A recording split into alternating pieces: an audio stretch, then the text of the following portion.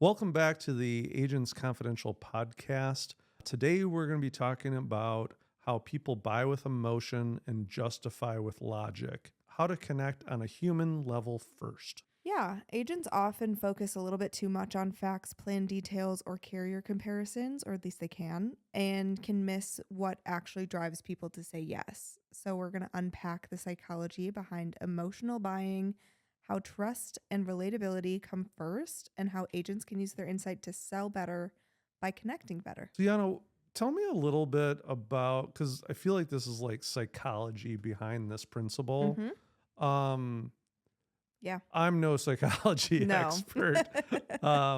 What in your research and your experience have you found?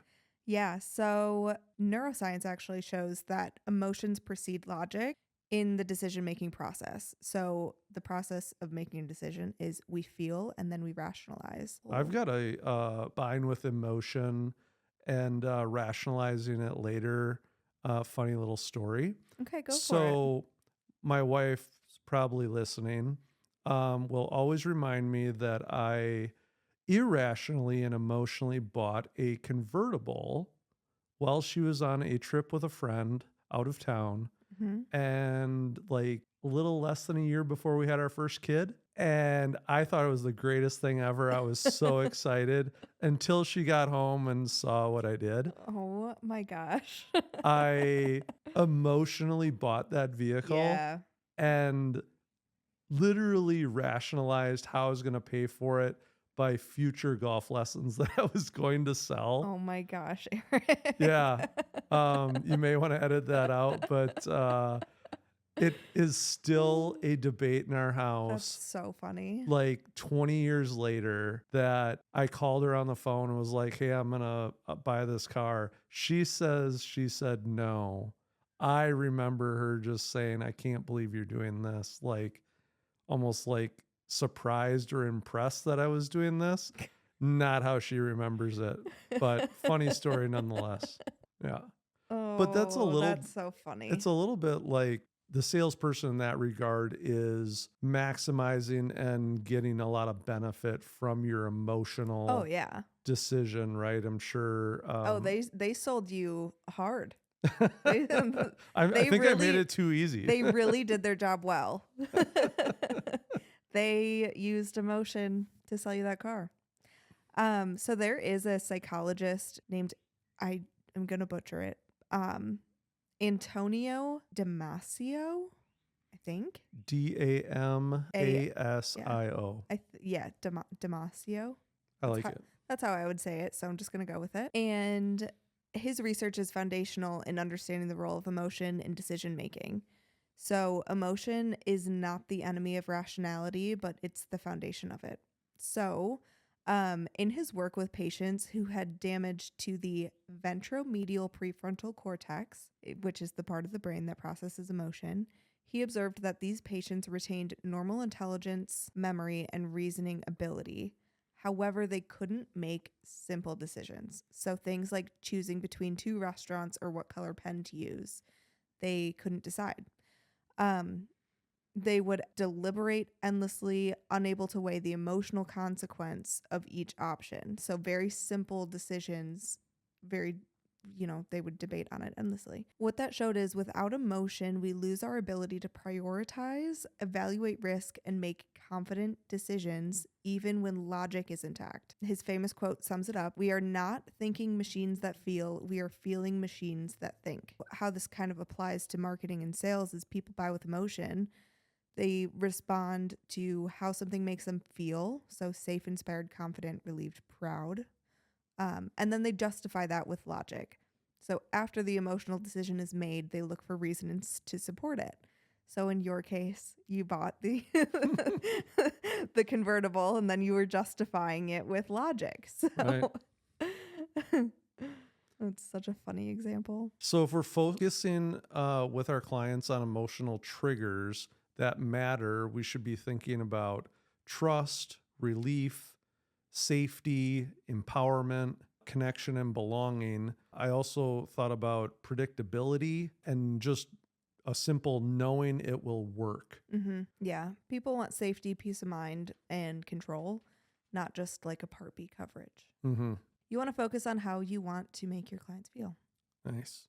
Let's talk about how to create an emotional connection. Mm-hmm. You've broken this down nicely, and it's such an easy concept. But I think in to understand that we should do this is starting with empathy, not with expertise. But I think it's a really hard skill to master. Mm-hmm. It's an easy one to understand, but to use it, Yeah. where should we start helping our listeners to becoming masters at starting with empathy? Yeah, I think it's you're absolutely right. It's easier said than done. For example, it's very simple, subtle changes to make, but simple doesn't mean easy. So an example of something like I've got a plan for that isn't as powerful as that sounds really frustrating. Tell me more about what's going on.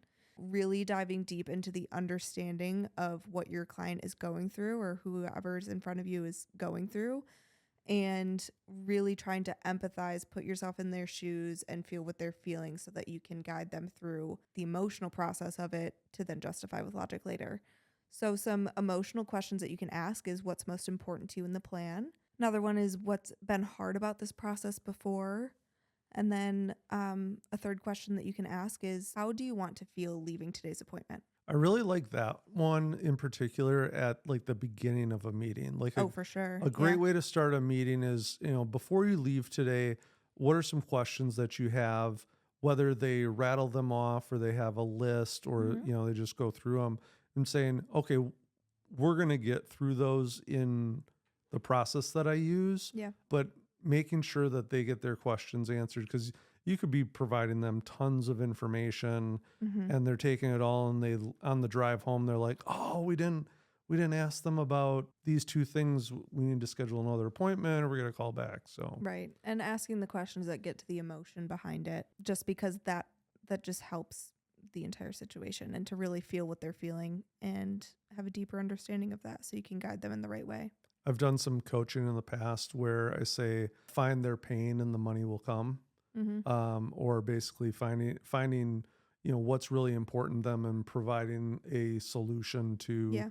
that challenge or that request. Yeah. And I mean, it's a branding thing too. It all comes down to that as well. But we'll always remember the way that you make them feel, but they won't always remember what you say. So if you make people feel understood and heard and like you solved the biggest problem in their life, they're going to remember that and tell their friends. Absolutely. Now this one I'm gonna give you the evil eye because you say to use stories and not stats, and Mm-hmm. I'm the long-winded story king. Don't always make sense, but I feel like, and there's tons of research on stories are more Mm-hmm. memorable than stats. Yeah. What's been your experience? Yeah. Well, I mean, stories, your brain is hardwired to remember stories over other things because that's how information has been passed on throughout generations. But so stories bypass skepticism, data triggers analysis.